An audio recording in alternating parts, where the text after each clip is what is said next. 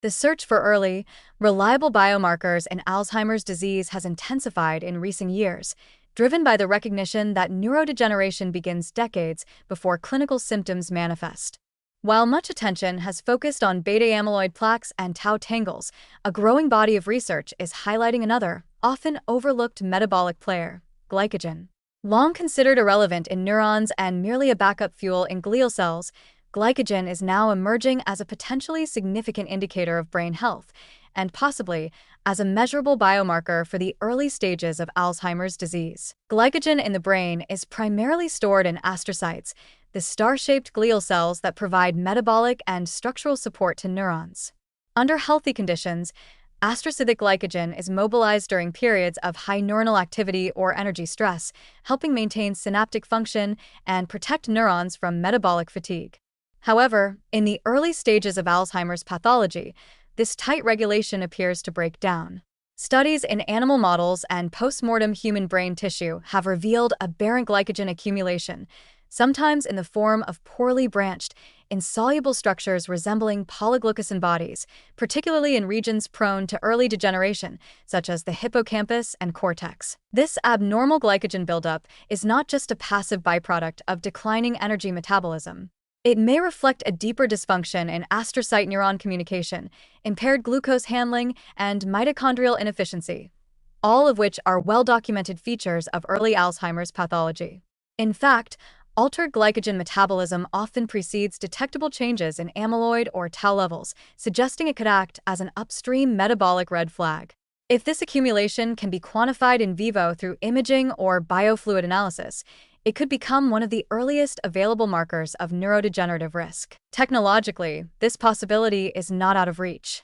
Advances in magnetic resonance spectroscopy, MRS, positron emission tomography, PET, and emerging metabolomics platforms are making it increasingly feasible to non-invasively assess glycogen-related signals in the living brain. While conventional MRI lacks the resolution to detect glycogen directly, MRS techniques can track glucose turnover and potentially infer glycogen dynamics based on shifts in certain metabolic intermediates. More direct glycogen-specific PET tracers are in early stages of development and could eventually allow clinicians to map glycogen distribution across brain regions with high sensitivity. In parallel, metabolomic analyses of cerebrospinal fluid, CSF, and blood may offer complementary insights. Elevated levels of glucose-derived byproducts or shifts in lactate-pyruvate ratios could indicate impaired glycogen cycling. If correlated with subtle cognitive changes or genetic risk factors like ApoE4, these patterns could form the basis of a predictive biomarker panel. Such a panel would be particularly useful in identifying individuals with silent Alzheimer's, those who are cognitively intact but metabolically vulnerable and thus ideal candidates for early intervention trials. There are, however, important caveats and risks to consider. First, glycogen is a dynamic molecule that fluctuates with circadian rhythm, sleep quality, diet, and physical activity. Any diagnostic system relying on glycogen levels would need to control for these variables to avoid false positives. Second, not all glycogen accumulation is pathological.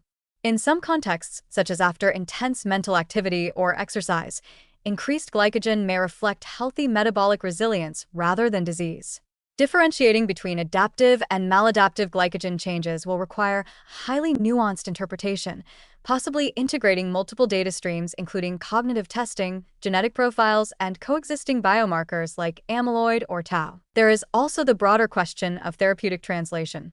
If glycogen accumulation proves to be a robust early marker, it may also open the door to targeted metabolic interventions.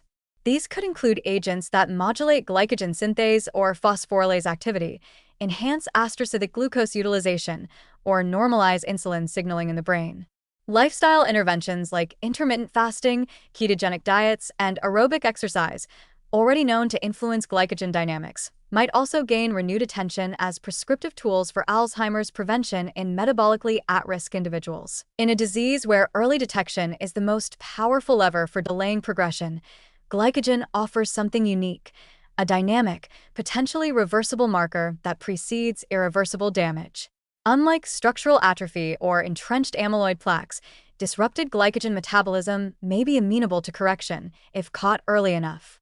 This makes it not just a passive indicator, but a hopeful signal, one that invites both monitoring and action. In conclusion, glycogen accumulation in the brain may indeed hold promise as an early biomarker for Alzheimer's diagnosis.